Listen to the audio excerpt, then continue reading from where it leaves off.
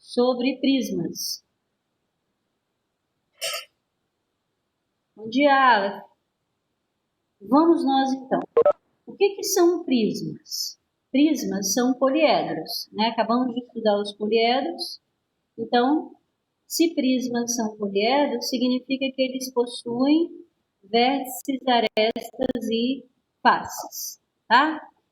E mais, eu só posso considerar um poliedro prisma se ele tiver bases paralelas e iguais e as suas laterais sejam paralelogramos. Lembrando que retângulos são paralelogramos, tá? Então, eu tenho as minhas bases azuis aqui, ó, que são a área das duas bases, e a parte lateral são paralelogramos. Nesse caso, retângulo. Quando que eu tenho retângulos nas laterais de um prisma? Quando o prisma é reto, tá? Ou seja, a sua aresta lateral forma 90 graus com o plano da base. Aí eu tenho aqui as arestas da base, que são as arestas que formam o pentágono, e as arestas laterais, que são essas daqui, ó, que são as laterais desse retângulo, que a gente tem aresta da base e aresta lateral, tá? Quando você tem uma aresta lateral que não forma 90 graus com o plano da base, a gente diz que tem um prisma oblíquo, tá? Então, prisma oblíquo é aquele cuja aresta lateral não forma 90 graus com o plano da base. Prisma reto é aquele que a aresta lateral forma 90 graus com o plano da base. Nosso objeto de estudo passa bem mais por aqui, tá? Raríssimas vezes eu já vi o Enem trabalhando com prisma oblíquo. Todas as vezes que eu vi foi reto. Então, vamos lá. Como é que a gente dá nome a prisma? A gente dá nome a prisma de acordo com suas bases. Lá na terminologia de poliedros, o nome de um poliedro dependia de quantas faces ele tinha. Aqui não.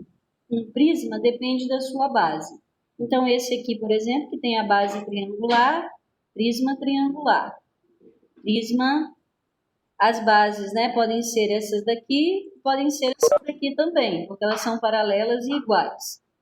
Aqui, no caso, ele usou a base quadrada, tá? Então, isso aqui seria um prisma regular. Quando que a gente chama um prisma de regular, Lene? Quando a base dele for regular. Então, se isso aqui for um quadrado, é um prisma regular. Se isso aqui for um triângulo equilátero, é um prisma regular, tá? Então, prisma quadrangular, pentágono, prisma pentagonal, hexágono, prisma hexagonal. É importante você perceber nesses prismas que, dependendo da base, você tem a quantidade de faces laterais. Então, se a base é um triângulo, eu tenho as faces laterais em número de 3. Se a base é um quadrilátero, 4. Pentágono, 5. Hexágono, 6. E assim por diante. Como é que eu calculo a área de um retângulo lateral desse? Aresta da base vezes aresta lateral. Ou aresta da base vezes a altura, né? Porque elas coincidem. Te dá a área de 1. E depois você multiplica pela quantidade que aparecer. Então, vamos lá. Um prisma é dito regular quando a sua base é um polígono regular. Conforme eu falei lá, ele é triangular regular se o prisma da base for um triângulo equilátero. Ele é quadrangular regular se o prisma da base for um quadrado, tá? Então, esse daqui, triângulo equilátero, prisma triangular regular. Base quadrada, prisma quadrangular regular. Pentágono regular, prisma pentagonal regular, ok? Então, ser regular depende da base ser regular. Ok. Vamos falar um pouquinho de alguns prismas que são os escolhidos, os queridinhos do Enem, que é o paralelepípedo e o cubo, tá? Então, vamos lá. Paralelepípedo é um prisma que possui em suas bases um paralelogramo, sendo que o prisma é configurado pela região dos 6 paralelogramos que o constituem. Então, eu tenho aqui, ó, esse prisma, que é oblíquo, eu teria aqui paralelogramos na base e paralelogramos na parte lateral também. Já aqui eu tenho prismas retos, né? Esse aqui é um paralelepípedo reto retangular. E esse daqui também, se as faces forem todas quadradas, eu digo que eu tenho um cubo. Mas essa daqui não nos pareceu muito quadrada. Vamos imaginar que seja, usar a nossa imaginação aqui. Se todas as faces são quadradas, eu tenho um cubo. Se todas as faces laterais são retangulares, eu tenho um paralelepípedo. Todo cubo é paralelepípedo. Por que todo cubo é paralelepípedo? Porque quadrados são tipos de retângulos. Todo quadrado é retângulo, mas nem todo retângulo é quadrado, ok? Outra coisa importante a saber trabalhar aqui no paralelepípedo é em relação às diagonais. Então, olha para cá com bastante atenção. Aqui embaixo, na base, é um retângulo. Ela só está inclinada assim, parecendo um paralelogramo, para que você tenha uma visibilidade melhor. Então, vamos imaginar essa base aqui. Esse triângulo amarelo, ele tem A e B como catetos de um triângulo retângulo. E Dzinho é a sua diagonal. Então, eu posso dizer que a diagonal de um retângulo, que é a base, ao quadrado, é igual cateto ao quadrado mais cateto ao quadrado. E monto aí a primeira relação, que é a relação de diagonal de retângulo. Agora, se eu preciso da diagonal do paralelepípedo, olha ela aqui. É a diagonal que passa por dentro do paralelepípedo, né? Que liga um vértice ao seu oposto lá. Quando eu traço essa diagonal, eu percebo que entre ela, a altura do paralelepípedo e a diagonal do retângulo, também forma-se um triângulo retângulo. E eu posso dizer que Dzão ao quadrado é igual a essa medida aqui, que foi chamada de C ao quadrado, mais Dzinho ao quadrado. Só que Dzinho ao quadrado, daqui de cima, eu já sei que é A ao quadrado mais B ao quadrado. Então, eu posso trocar esse Dzinho ao quadrado por A ao quadrado mais B ao quadrado, mais o C ao quadrado, tá? Então, eu vou te dizer assim, se você precisa de diagonal de retângulo, você passa esse quadrado para o lado de lá, e a diagonal de retângulo é raiz de A ao quadrado mais B ao quadrado. Se você precisa de diagonal de paralelepípedo, você passa a raiz para o outro lado, e ela vai ser raiz do comprimento ao quadrado, mais a largura ao quadrado, mais a altura ao quadrado, ok? Se a sua figura for cubo, eu já te falei que todo cubo é um paralelepípedo, né? Então, as mesmas ideias que valeram antes, valerá agora. Aqui, diagonal de quadrado, ficaria Dzinho ao quadrado, A ao quadrado mais A ao quadrado, dá 2A ao quadrado. A sai da raiz, o 2 continua. Então, diagonal de quadrado, a gente já estudou isso, né? A raiz de 2. E a diagonal do cubo seria A ao quadrado mais Dzinho ao quadrado, que é A ao quadrado mais A ao quadrado. Então, eu ficaria com A ao quadrado mais A ao quadrado mais A ao quadrado, que dá 3A ao quadrado. O A sai da raiz e o 3 fica. Então, diagonal de cubo, A raiz de 3. Diagonal de quadrado, A raiz de 2. Como é que a gente acha a área total de um paralelepípedo? A área total é a área de todas as faces. Como é que eu acho essa área que está de frente para mim? A vezes C. A vezes C. Tem uma igual lá atrás, então 2 vezes AC. Essa lateral aqui, B vezes C, tem outra igual do lado de lá, então 2 vezes B vezes C. E essa de cima, A vezes B, tem uma igual no fundo, 2 vezes AB. Como 2 foi fator comum, então a gente diz assim, para achar a área total de um paralelepípedo, você faz 2 vezes, abre parênteses, comprimento vezes largura, mais comprimento vezes altura, mais largura vezes altura. Ou seja, eu sempre multiplico as dimensões entre si. multipliquei o comprimento pela largura, o comprimento pela altura e também a largura pela altura. E o resultado disso eu multiplico por 2, porque cada face tem uma igual que fica no oposto da figura. Volume de paralelepípedo sempre, volume de prisma vai ser calculado como A vezes B vezes C, ok? Então eu vou voltar aqui nas coisas que eu te falei. Diagonal de retângulo é raiz de A ao quadrado mais B ao quadrado. Diagonal de paralelepípedo é raiz de A ao quadrado mais B ao quadrado mais C ao quadrado. Diagonal de quadrado, A raiz de 2. Diagonal de cubo, A raiz de 3. Área total de um paralelepípedo, 2 vezes AB mais AC mais BC. E volume, A vezes B vezes C. E se for cubo, Lene, quem vai ser a área total? Vai ser a área dos 6 quadrados que montam um cubo. Então, cada quadrado é A vezes A e dá uma área de A ao quadrado, vezes 6. 6A ao quadrado. E o volume, comprimento vezes largura vezes altura, A vezes A vezes A, e eu fiquei com A ao cubo. Tudo bem aí nessa questão do formulário? Nós estudamos isso há pouco tempo atrás, né? Ainda ontem, eu diria. Mas se você tem alguma dúvida, sinaliza aí que eu volto. Escreve aí no chat para mim sim ou não, posso continuar, não posso.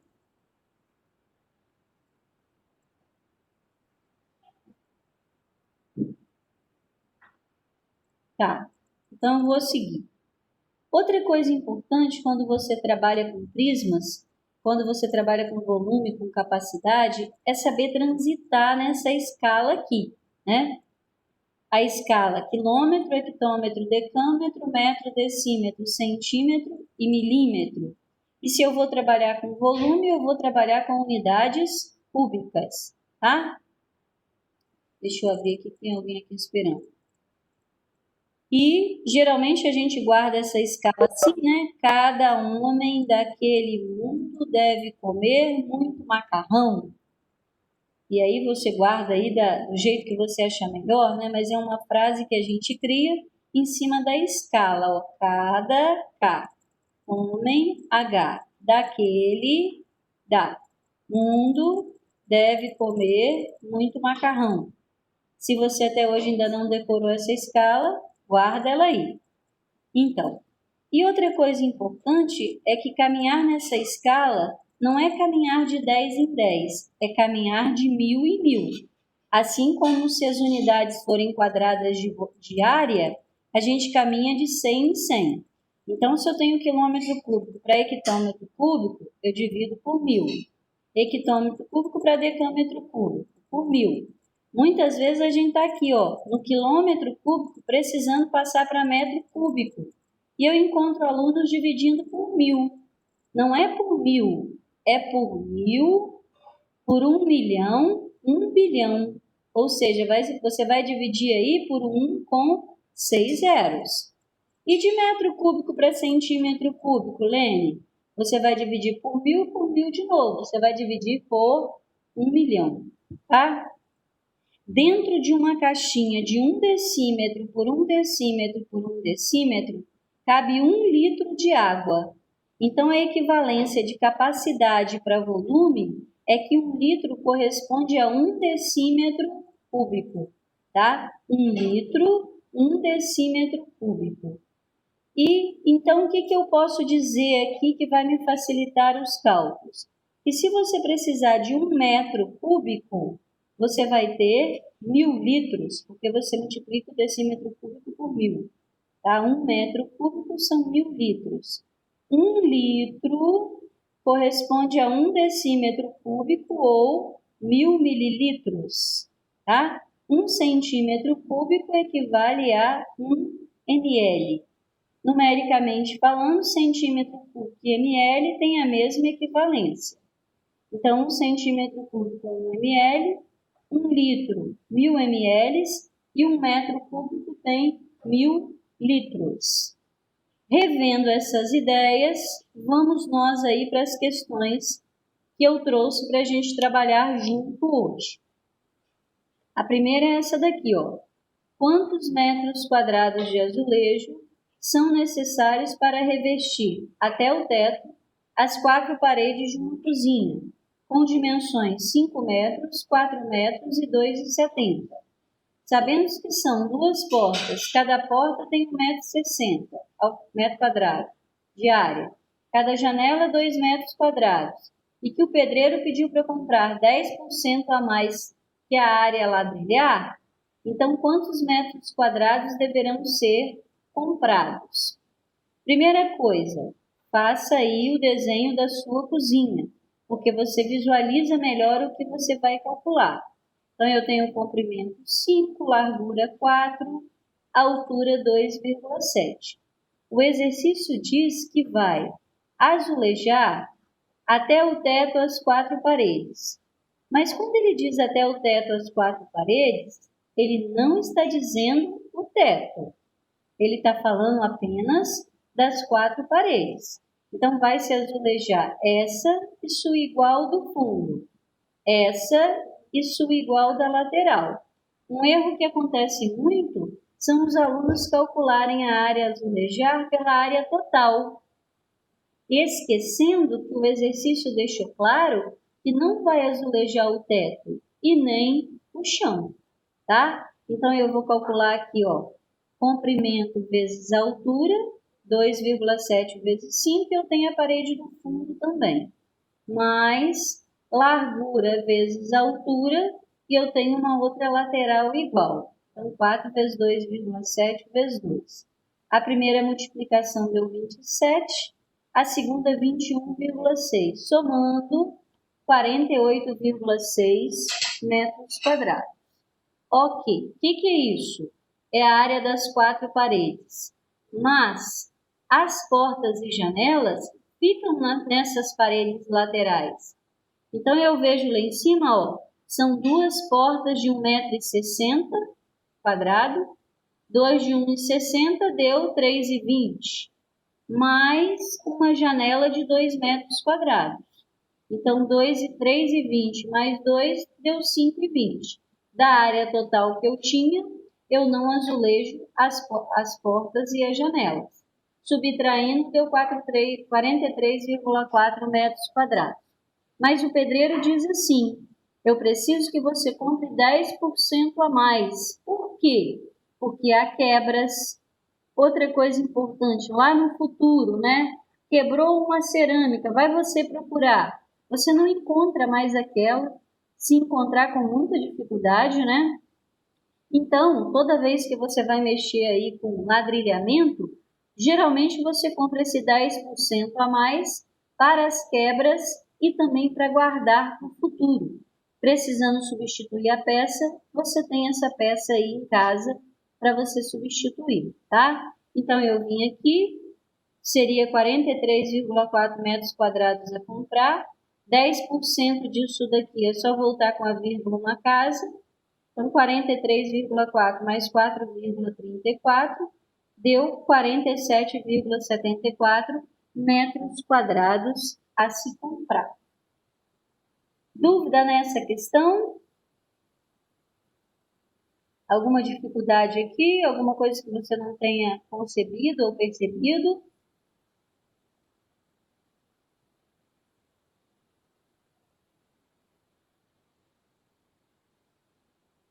Ok, então. Eu também trouxe essa, ó. Questão muito importante para a gente voltar revendo as ideias, porque nós já fizemos uma questão parecida lá no passado. Eu digo assim, num paralelepípedo retângulo, a área total é 582 centímetros quadrados. As dimensões estão em PA, de razão 3. Determine as dimensões desse paralelepípedo. Então, veja, ele não sinalizou para mim quem é o comprimento, quem é a largura, quem é a altura. Se ele não sinalizou, eu posso escolher aí quem vai ser x, quem vai ser x mais 3, quem vai ser x menos 3. Por que mais 3 menos 3? porque estamos trabalhando com dimensões que estão em PA, de razão 3. Você também poderia ter escolhido x mais 3, x mais 6. Também estaria representando uma PA. Mas eu lhe dou o conselho de representar x mais 3 e x menos 3. Por quê?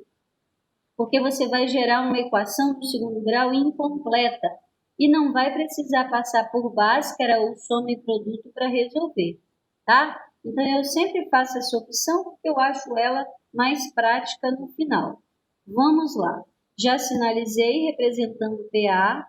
Agora eu vou para outra informação que era da área, que ele me disse que era 582. Aí, ó, peguei a fórmula de área de paralelepípedo e substituí as informações que eu tinha. A área é igual a 2 vezes o comprimento, eu chamei de x mais 3 e a largura de x. Então, x mais 3 vezes x mais 3 vezes x menos 3 mais x vezes x menos 3. Substituí a área por 582. Já joguei esse 2 para o primeiro membro dividindo, para que eu não ficasse tendo que multiplicar tudo isso e ainda multiplicar por 2 depois.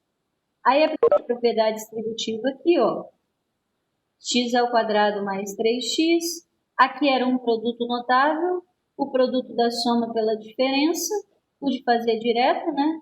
X ao quadrado, sinais diferentes menos, 3 vezes 3, 9, e apliquei a distributiva aqui também, x ao quadrado menos 3x. E aí, com essa opção que eu fiz de x mais 3 e x menos 3, vai dar para eu cortar coisas agora, ó. Mais 3x com menos 3x. Então, sobrou x ao quadrado mais x ao quadrado mais x ao quadrado, 3x ao quadrado.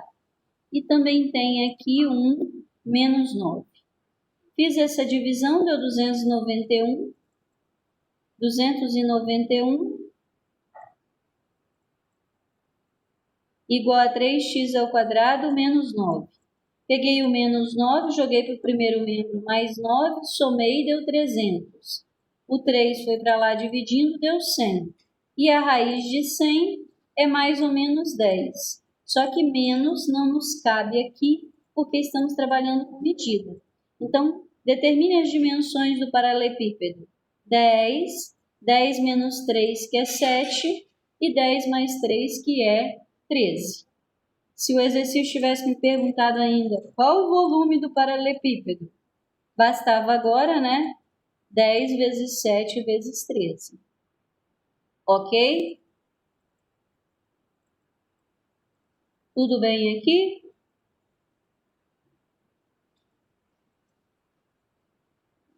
Trouxe aqui uma questão, uma próxima questão, que diz assim: 2 cubos maciços de ferro. O que é maciço? Significa que tem volume interno, né? Ele tem material ali dentro, ele não é oco. Um de aresta 6, outro de aresta 9, são fundidos e o ferro líquido é moldado, agora na forma de paralelepípedo, dimensões 7 por 15 por x. Qual o valor de x? Então, ó, o que é ser fundido? É ser derretido. E moldado novamente? Vai se moldar aquilo que se derreteu numa nova forma. Antes era a forma de cubo. Então, eu peguei o volume desse cubo mais o volume do outro. E vamos moldar novamente. Dessa vez em forma de paralelepípedo, ó. 7 por 15 por x. Então, o volume desse cubo mais o volume desse daqui igual a 7 vezes 15, 105 vezes x.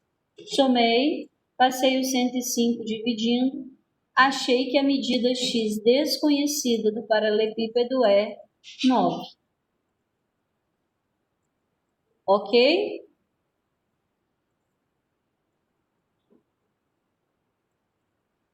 E aí, né, a gente volta lá para o nosso início.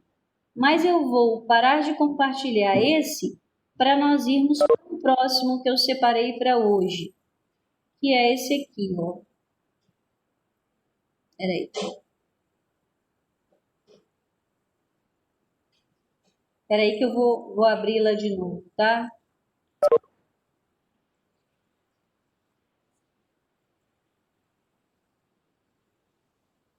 Deixa eu achar aqui.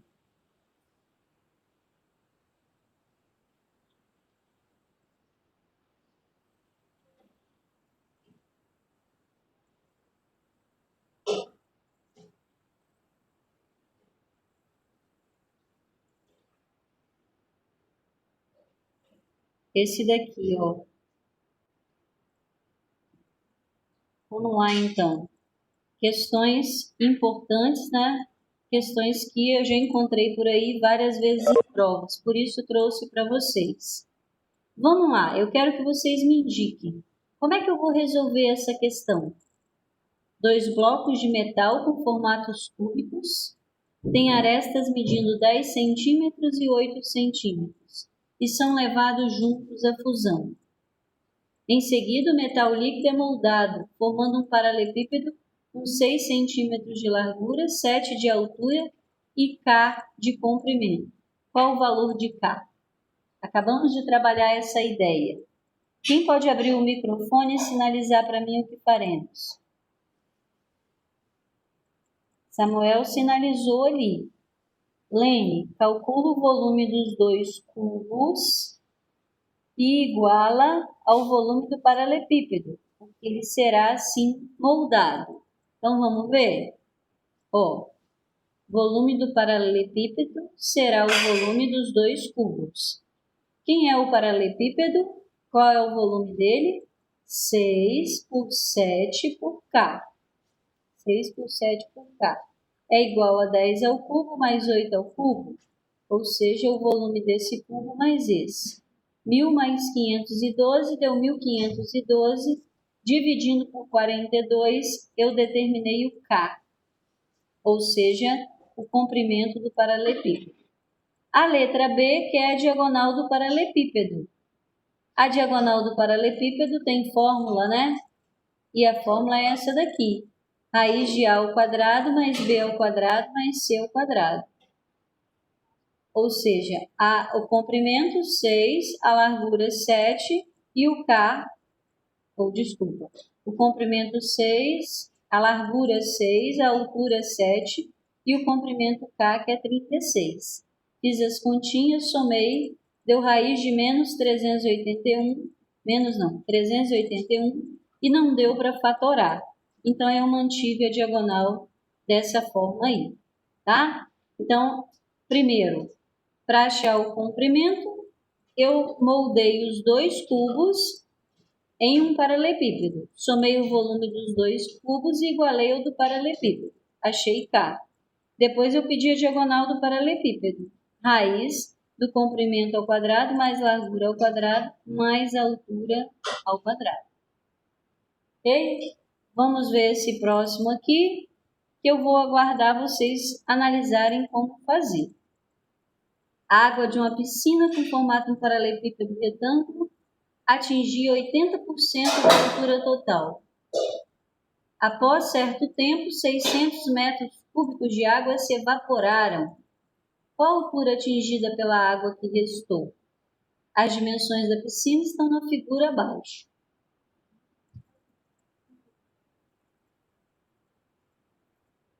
Então, vamos lá, né?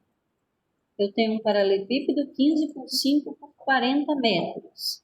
A água no início atingia 80% da altura. Após certo tempo, 600 metros cúbicos de água evaporaram. Samuel está falando aqui, tem que calcular o volume. Então, vamos ver, ó. Primeiro, eu tenho que analisar a altura que essa água vai alcançar. Ela alcança 80% da altura, ou seja, 80% de 5. 80% é 0,8 de 5, 4 metros.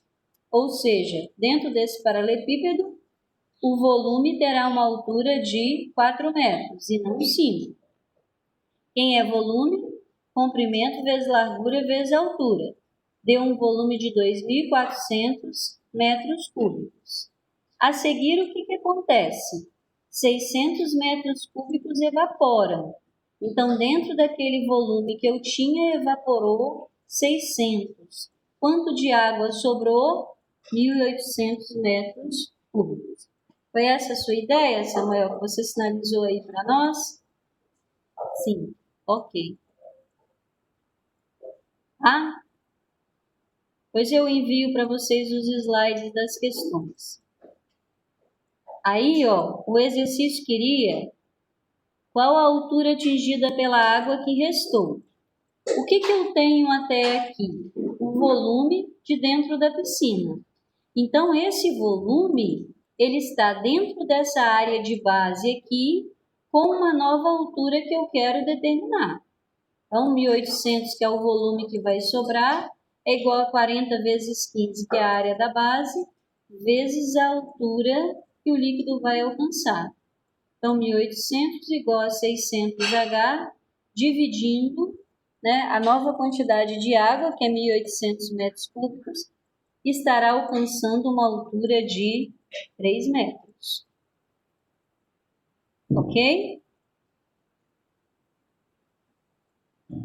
Tudo bem?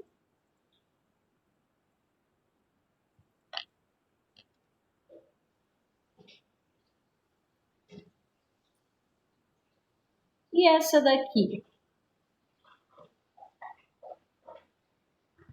Em um tanque de água com formato de paralelepípedo retângulo, no qual a base mede 15 centímetros por 20, foi mergulhada uma peça de metal, fazendo com que o nível da água aumentasse em 0,45 centímetros.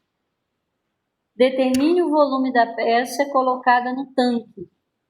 E aí eu pergunto vocês, como é que a gente faz para calcular volume de algo que entra dentro de outro sólido?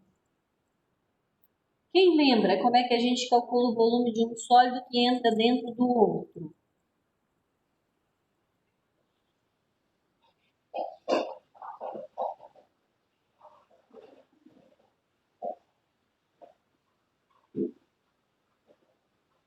Então, o Samuel sinalizou assim para mim. O volume do sólido que entrou corresponde à área da base vezes a variação da altura, tá? Então, ó, essa informação é muito importante para você. Toda vez que você tiver que calcular o volume de um corpo que entra dentro do outro, né? Por exemplo, uma pessoa pulou dentro da piscina, colocou-se dentro de um aquário uma figura. Qual o volume disso daí? Para você calcular o volume, você sempre vai fazer a área da base de onde o corpo entrou, vezes a alteração da altura. Olha que fácil, ó. Ele me deu aqui que a base tinha um retângulo de 15 por 20 e a alteração da altura foi de 0,45. Então, rapidamente eu calculei o volume do corpo que entrou, que foi essa área da base aqui, 15 por 20, vezes a alteração do volume lá na água. O volume não, da altura na água. 15 vezes 20 vezes 0,45. Esse corpo que entrou tem 135 centímetros cúbicos de volume. Questão rápida, fácil e que aparece demais, tá? Essa informação é muito importante que você guarde. Também trouxe essa questão aqui, ó. Num reservatório com a forma de um paralelepípedo reto retângulo de 1 metro de comprimento, 2 metros de largura e 5 metros de altura, solta-se um bloco de concreto. O nível da água, que estava com 60% da altura do reservatório, eleva-se a 3/4 da altura. O volume de água deslocado em litro foi de...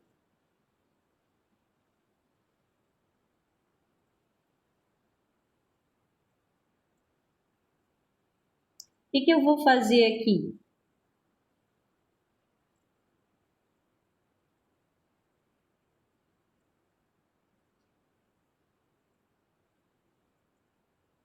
Concorda que eu tenho que calcular esse 3/4 da altura para saber até onde a água vai?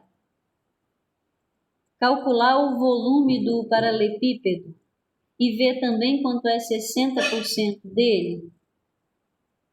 Para poder responder isso?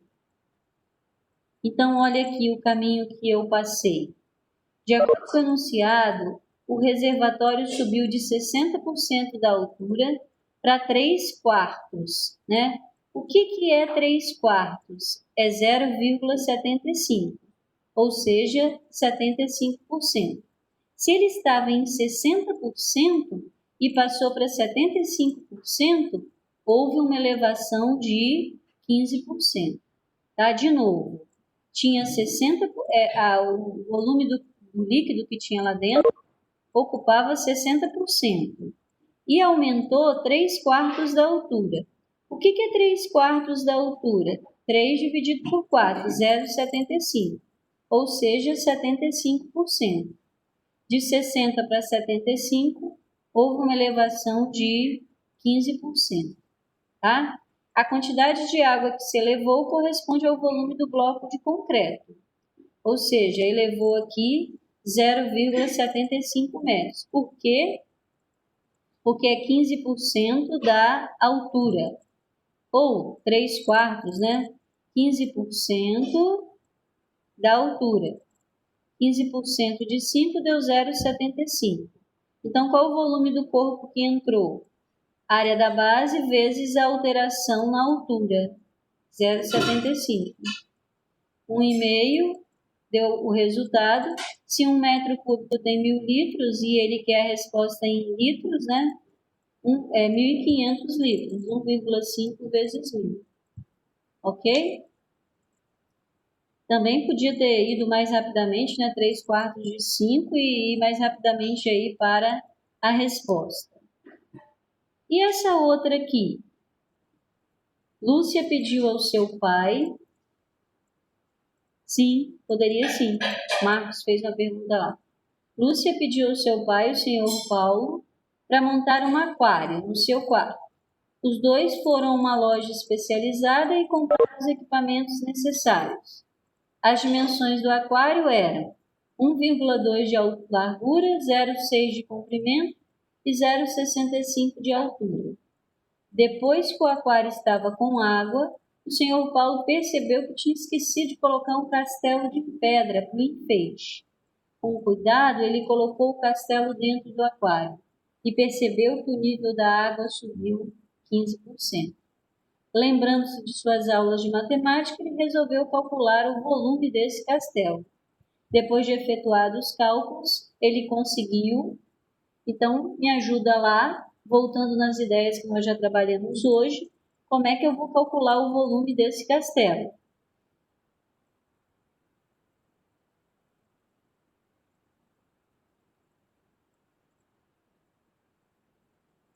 Como que eu vou calcular o volume do castelo?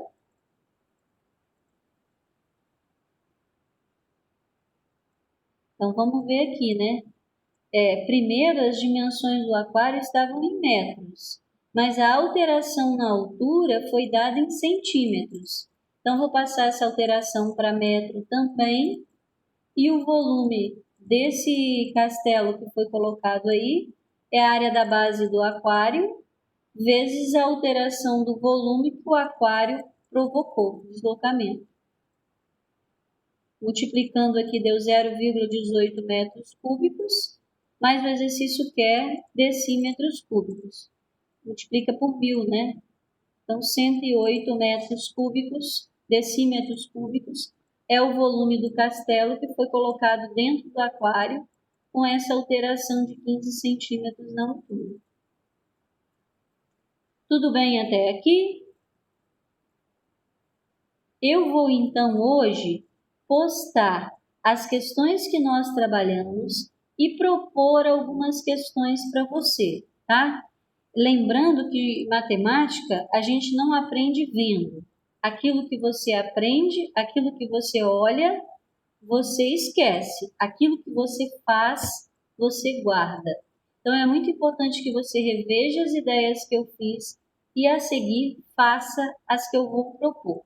Todas as questões que eu vou propor a você, eu vou trazer de Enem e de vestibulares anteriores, ok?